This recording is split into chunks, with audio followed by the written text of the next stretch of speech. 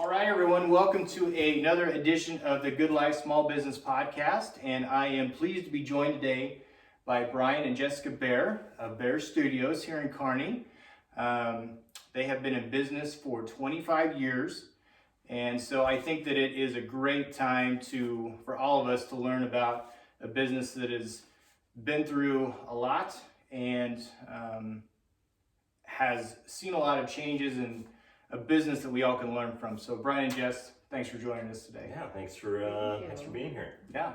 So let's get into it. Let's start with some icebreakers. What are books that both of you are reading or listening to right now that may be something that good for our listeners or just something you're listening to? Well, I read a lot, and when I say read, I mean listen. I'm an Audible person. Yeah, me too. Boy, I tell you, something you get from Audible is when the author is reading their own book. Sometimes there's a couple authors that even go off script and give you little anecdotes and stories. I know few authors I follow, Gary Vaynerchuk, he's a guy, he totally goes off script and riffs during it. So you get a lot out of the audiobook that you never would have gotten from the real book. But probably the best book I read last year was Story Brand by Donald Miller. This year, my number one book is Infinite Game by Simon Sinek. Both those are business building mindset books. Some other authors, I read every book that they put out. Dave Ramsey, Malcolm Gladwell, Seth Godin. So those are kind of what I normally listen to, and I probably tear through 12 books a year in that genre. The classic number one book that got me off the ground was The E-Myth, Michael Gerber. I think everyone needs to go back and read that. And reread that. So good stuff. Absolutely. Yeah. Jess, how about you? Well, with the E-Myth, when we were on the PPN board of directors together, that's the book that you gave all of us, I believe. We all have it because of you when you were president, so we've read that book.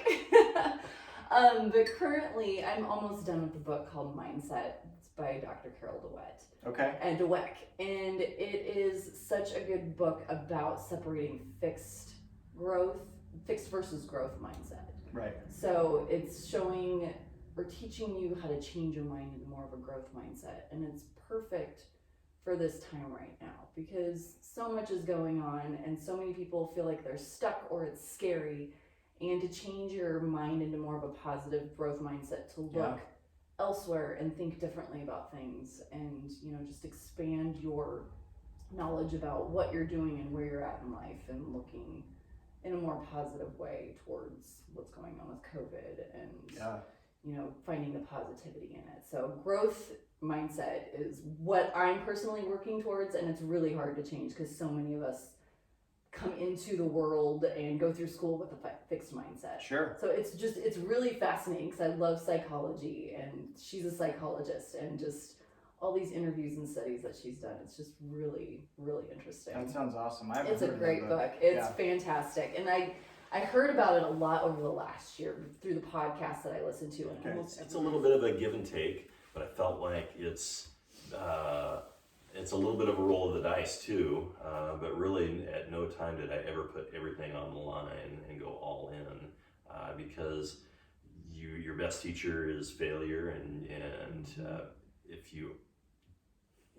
so failing is part of the process. You just need to make sure that a failure isn't a career ending or a business ending proposition, and to evaluate those risks on many decisions on many levels. Sure.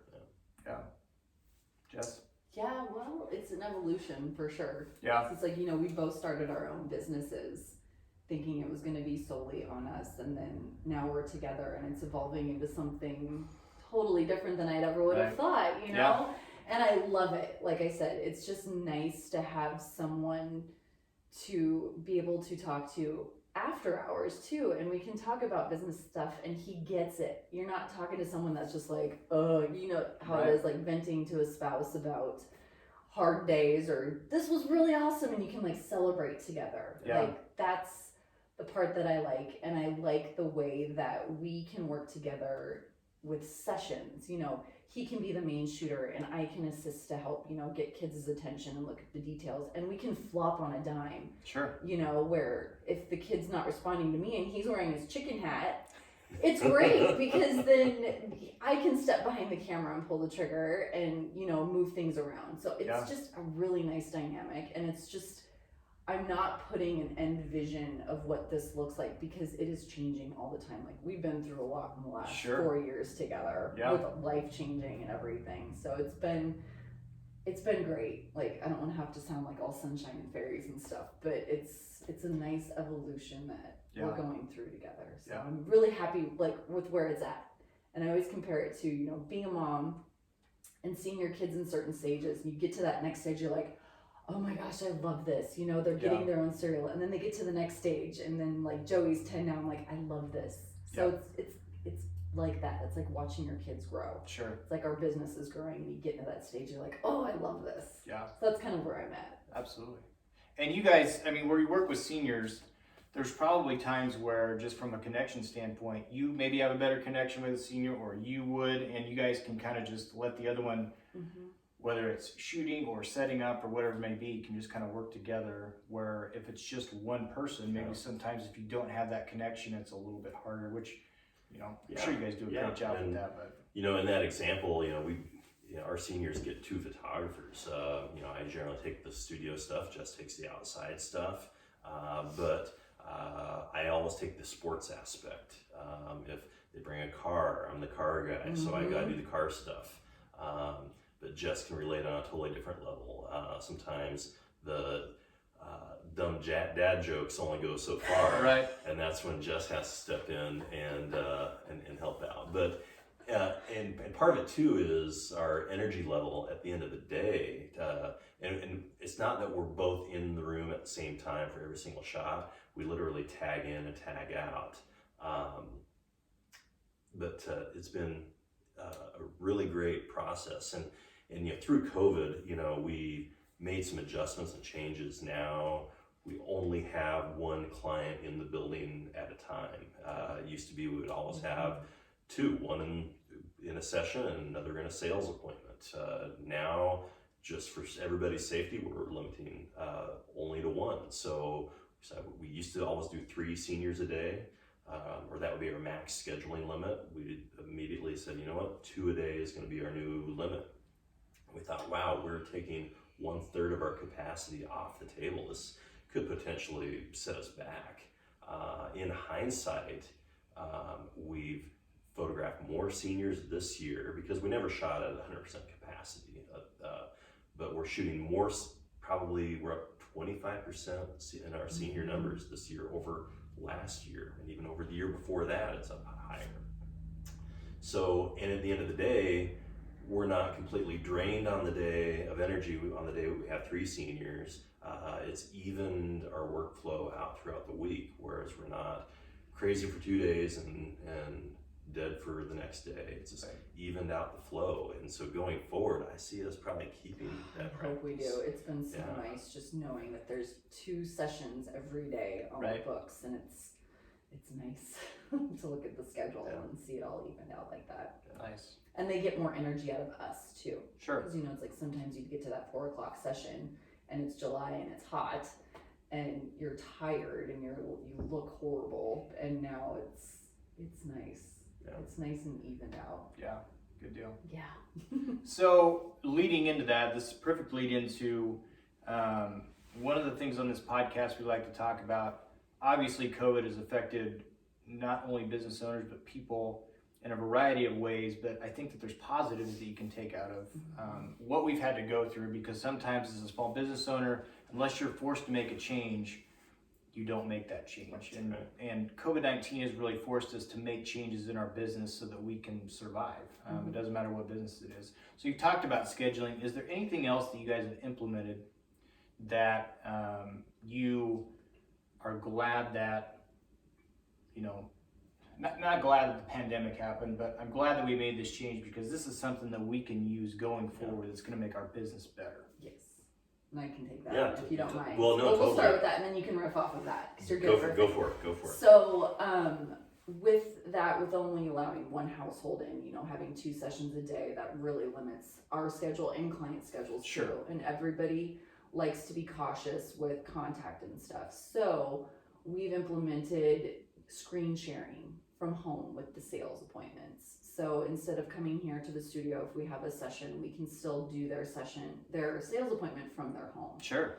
So we use a company called ScreenLeap.com. It's a lot like Zoom, but it's a screen share, and we talk through our phones, and they're in the comfort of their own home, and Carrie's here, you know, at the studio as if they were here. So we still continue to fill our schedule as if they were here, and it's been really nice because it's comfortable for people, because our reach this year with sessions is it's a nice radius, so it saves some people an hour and a half drive to come back and view and order their photos. They can do it from their home, which I do with all of my Omaha clients. I don't expect them to come to Kearney to order their photos, so we had already started that. Sure. And brought that now with our clients here at Baer, and it's been really well received. And now that things are slowing down, people are starting to be able to come back here and place orders in person. Yeah. But you've always got that option. Yeah, so it's been really Yeah, you know, growth, they say growth happens outside of your comfort zone. If you stay within your comfort zone, you're not going to grow.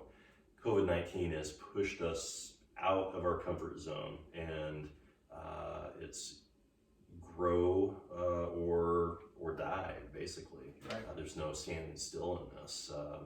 So that's definitely a perfect example. But we're always evaluating all of our best practices, and sometimes it's maybe our employee working remotely from home, investing in technology to be able to do some of these things, educating our clients ahead of time. The communication process with our clients has all evolved, and will stay in place because it just helps our business no matter if we're in a pandemic or not. Sure.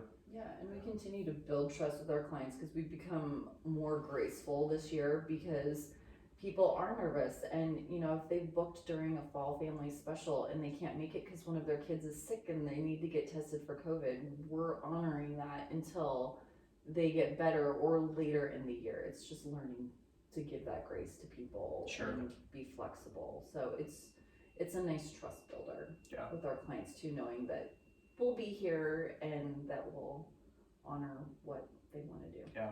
And I think clients have been, speaking for myself, clients have been more patient as well and understanding, where maybe before you're like, I can't make this change because my clients are not going to like it, I'm going to lose business. Whereas you realize that actually you can make a change, and it's, you know, people are willing to adapt if you're offering the kind of service and the quality that they want.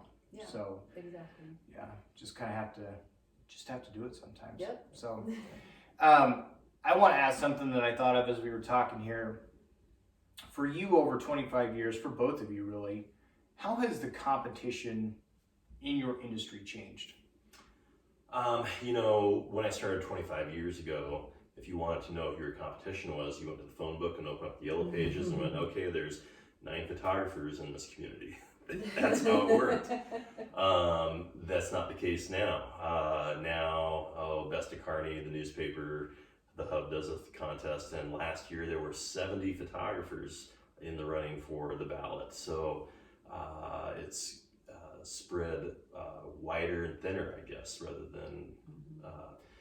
But within that, you know, we stay constantly educated, and we have a network of other photographers within our community and outside our community. But the thing that's helped us stay relevant is that we've niched in and got, rather than try to do everything, we focus in. And part of that is a mindset shift of what our studio offers. Honestly, we don't see ourselves as a photographer. We see ourselves as an interior designer. We want to consult with our clients and help them decorate their homes with custom art that features the people that they love most, their family. And when we start with that mindset shift. Suddenly we are in their homes, looking at their spaces, looking at their colors, helping them coordinate outfits that will work well with their furniture, their carpet, the cabinets in their kitchen, so that we can build with the end in mind before we tell them to show up, and we'll take some pictures. We go really back it way up so that we can bring it forward and create this custom experience, and wall art is the goal. And when that mindset shift has happened, suddenly instead of having 70 competitors in our market, there's 1 or 2 competitors in our market. So that shift, suddenly we're not left with a lot of competition Right. to think about. I agree. Yeah. I don't know if I add much to that, but yeah, the competition definitely does change over the years. Because when I started, it was in '99, about shortly after Brian, and you knew if there was a photographer, they had a brick and mortar, they had a studio, they weren't working out of their homes, and it was all film based, and there was these labs, and it was just a different ball game then. And then digital came around, and then it was hard at first to switch because you're changing, it's like a whole different mindset of how you're going to do these images, and you have to come up with all this new technology and computers and these new cameras, and then it just got easier after that once you learn that foundation. And it made it easier to open the doors for new people to come in and be photographers, because they didn't need those labs. They had their computer at home and make it look the way they wanted. So it got a little tough there for a while, and especially with the 2008 year, and it was hard on a lot of us. And that's when I started my business, was at the hard year, and I had nothing to compare it to because I was new.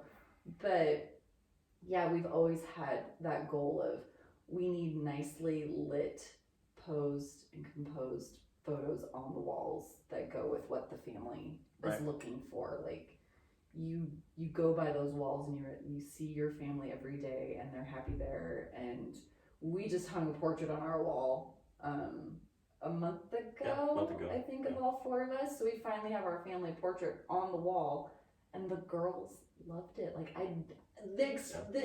the reaction was great. Like, I wasn't expecting that, because that was like for us, finally we got our portrait up there, and the girls are like, that is really cool, and they love the way they look in it. So it's a self-esteem builder. When you can see, like, your parents are hanging your photos on the wall, like, it gives them a self-esteem boost. Like, yeah, I look really good. So like, that's another reason like I've gotten into this. Like, you see this on the wall, it just makes you feel loved. And see the confidence grow. Absolutely.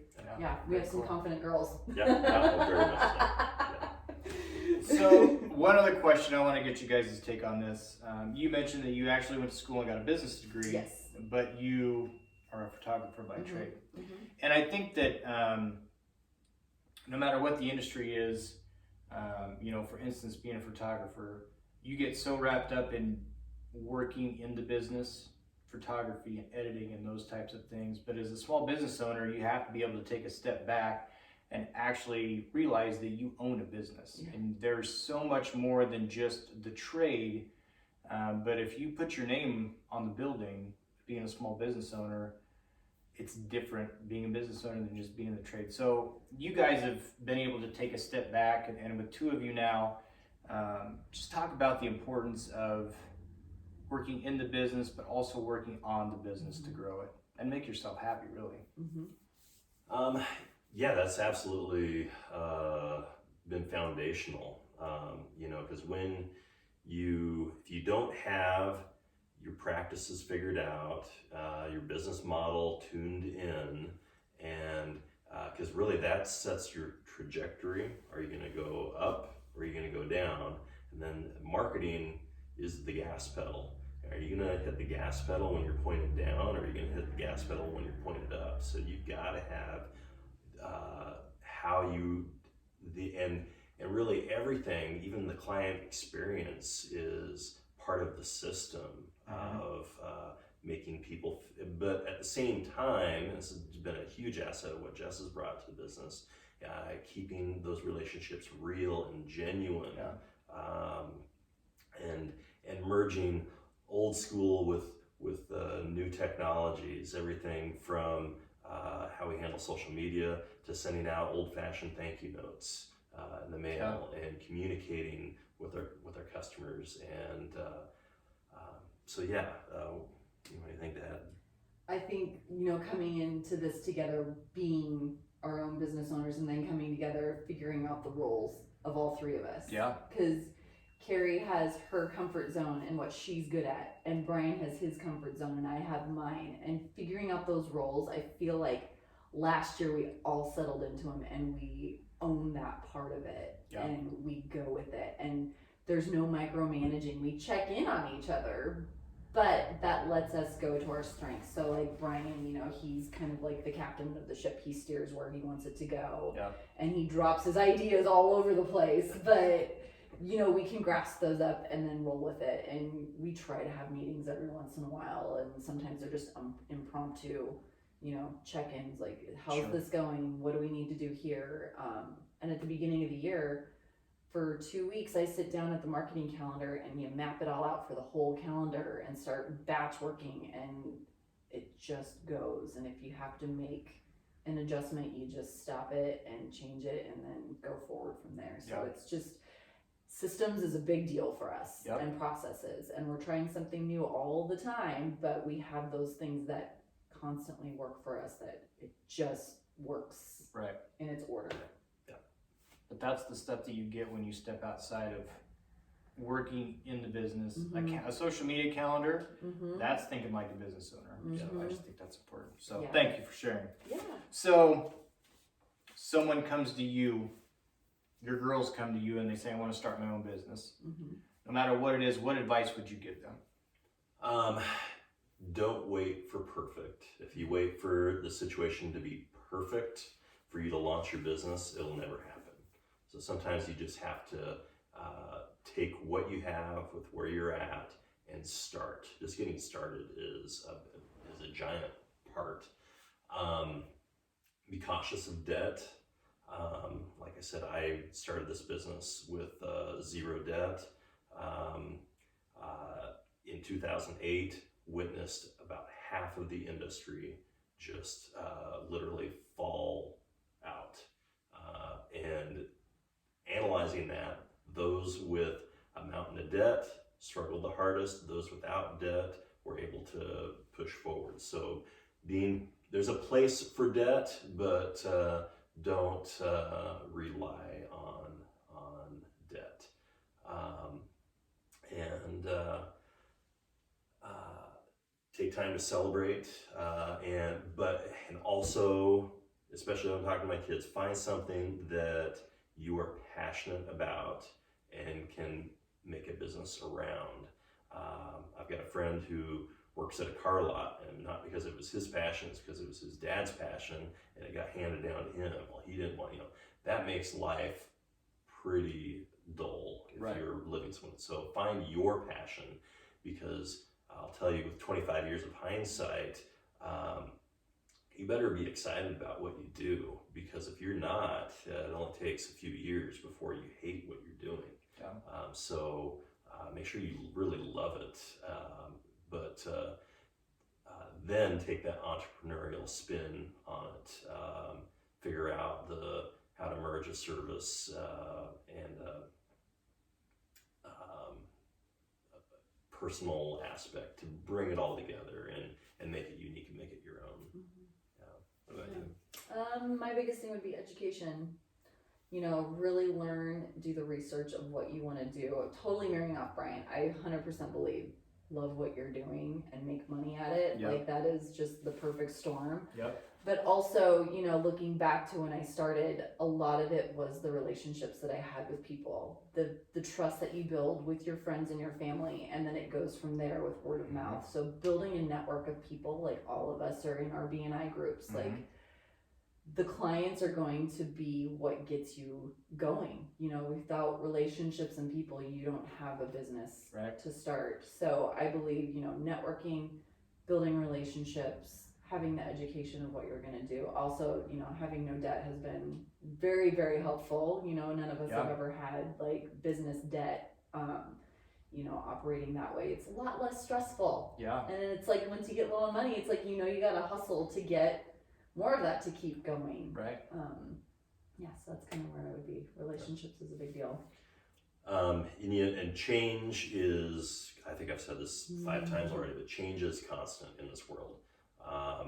Things are never going to be the way they are. They're always going to be evolving, and figuring out, always have an eye out and be aware that what's changing, how is it changing, how can you get one step in front of that and ride that wave, as opposed to letting the tide just wipe you out. Sure.